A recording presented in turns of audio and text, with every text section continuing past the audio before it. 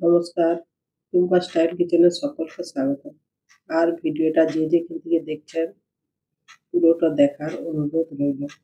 আজকে বানাবো রথযাত্রার স্পেশাল মুচমুচে রসালো খাস্তা গজা। এখানে ১ বাটি ময়দা নিলাম। টেস্টটা ভালো আসার জন্য কিছু জোয়ান নিয়ে হাতে ঘষে দিয়ে দিলাম, আর কালো ইঞ্চি দিলাম, স্বাদ মতন লবণ দিয়ে দিলাম, ১ চিমটি খাবার সোডা দিয়ে দিলাম। আর এখানে ১ বাটি ময়দা নিয়েছি, তাই ৮ বাটি তেল দিয়ে দিলাম, আর অল্প করে একটু জল দিলাম। একটা শক্ত ডো বানিয়ে নেব। ডোটাকে কোনোভাবে নরম করা যাবে না, তাহলে গজাটা খাস্তাও হবে না আর খেতেও ভালো লাগবে না।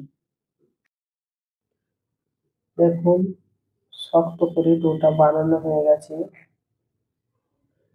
এবার এটাকে সঙ্গে সঙ্গে বেলে নেব। দেখুন, হাতে করে একটু ছিঁড়ে নিচ্ছি, যাতে ভেতরে একটু ফাঁপা ভাব থাকে আর লেয়ারটাও ভালোভাবে আসে। এইভাবে বেলনির সাহায্যে বেলে নিচ্ছি। এবার একটা ছুরি দিয়ে পিস করে কেটে নেব। দেখুন, এইভাবে লম্বা লম্বা করে কেটে নিচ্ছি। এবার পিস পিস করে কেটে নেব, আর সাইডগুলো একটু কেটে কেটে বাদ দিয়ে দেবো। পরে আবার ওটাকেও একইভাবে বানিয়ে নেব। দেখুন, পিসগুলো খুব সুন্দর এসেছে। এইভাবেই সবগুলোকে বানিয়ে নেব। দেখুন, এবারে বাকি যেই অংশটা রয়েছে ওইটাকেও একইভাবে বানিয়ে নেব। এই রেসিপিটা খুব সহজে বানানো যায়। আপনারা যদি সব টিপসগুলো ফলো করেন তাহলে খুব সুন্দর ঘরেই মুচমুচে রসালো গজা বানিয়ে নিতে পারবেন। দেখুন, সবগুলো বানানো হয়েছে। এবার কড়ায় একটা তেল দিয়ে তেলটাকে অল্প আঁচে রেখে হালকা গরম হবে, সেই টাইমে গজাগুলোকে সব তুলে নিতে হবে। আর ওই হালকা আঁচেই রাখতে হবে। দেখুন, গজাগুলো কতটা ফুলে উঠেছে। একটা চামচ দিয়ে দু সাইডটাকে এইভাবে ঘুরিয়ে ঘুরিয়ে ভেজে নিতে হবে। আর এই গজাগুলো অল্প আঁচে ভাজলে উপরের অংশটা মুচমুচে আর ভেতরটা রসালো থাকে, আর খেতেও খুব সুন্দর লাগবে। আর যদি বেশি আঁচে ভাজেন তাহলে উপরটা পুড়ে যাবে, ভিতরটা কাঁচা রয়ে যাবে। এই রেসিপিটা যদি সব টিপসগুলো ফলো করেন তাহলে খুব সুন্দর রসালো মুচমুচে গজা ঘরেই বানিয়ে নিতে পারবেন।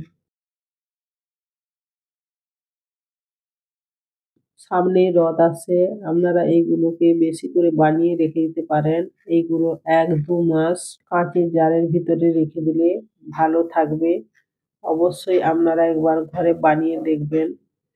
ঘরে সামান্য কিছু উপকরণ দিয়ে এই রেসিপিটা বানানো যায়। অবশ্যই একবার বানিয়ে দেখবেন। এই গজা খেলে মনে হবে দোকানের গজার থেকেও ভালো হয়েছে। দোকানের গজাকে হার মানাবে। তাই অবশ্যই একবার বানিয়ে দেখবেন। আর এদিকে শিরা বানানোর জন্য একটা পাত্রে ১/২ বাটি চিনি নিয়েছি আর ১/২ বাটি জল নিয়েছি। একটা শিরা তৈরি করে নিতে হবে। আর ফ্লেভারের জন্য একটু এলাচ দিয়ে দিলাম। শিরাটা তৈরি হতে একটু দেরি হবে। দেখুন, ফুটে উঠেছে। এবার দেখে নেবো শিরাটা তৈরি হয়েছে কিনা। এটা হাতে লাগালে যেমন চ্যাটচ্যাট করে। দেখুন, হয়ে গেছে পারফেক্ট। বেশি গাঢ় করব না। আর এদিকে একটু লেবুর রস দিয়ে দিলাম, যাতে চিনির রসটা বসে না যায়। গজাগুলোকে পুরোপুরি ঠান্ডা করে নিতে হবে। দেখুন, ঠান্ডা হয়ে গেছে। এবার রসের মধ্যে দিয়ে দেবো। রসটাকেও অল্প গরম রাখতে হবে, বেশি গরম রাখলে হবে না। খুব গরম রসে দিয়ে দিলে গজাগুলো নরম হয়ে যাবে, খাস্তা মুচমুচে হবে না। আর ৫ মিনিট এইভাবে উল্টে পাল্টে দেবো গজাগুলোকে। যদি এই রেসিপিটা ভালো লাগে তাহলে লাইক, কমেন্ট, শেয়ার করবেন আর একটা সাবস্ক্রাইব করে দেবেন। দেখুন, কত সুন্দর দেখাচ্ছে, একেবারে দোকানের মতো খাস্তা গজা। খেতেও অসম্ভব সুন্দর লাগবে। বাস, এইবার হয়ে গেছে ৫ মিনিট। এবার গজাগুলোকে একটা পাত্রের মধ্যে তুলে নেব। দেখুন, কত সুন্দর রস ঢুকেছে ভিতরে। এইভাবে টিপে দেখে নেবেন, ভিতরে রস ঢুকলে এইভাবে টিপলেই রসটা বেরিয়ে আসবে। তাহলে জানবেন রসটা ভিতরে ঢুকে গেছে। দেখুন এবারে একটা পাত্রে তুলে রেখে দিচ্ছি। দেখুন কত সুন্দর লাগছে। দেখতে যেমন সুন্দর লাগছে খেতেও তেমনই সুন্দর লাগবে। অবশ্যই একবার বানিয়ে দেখবেন।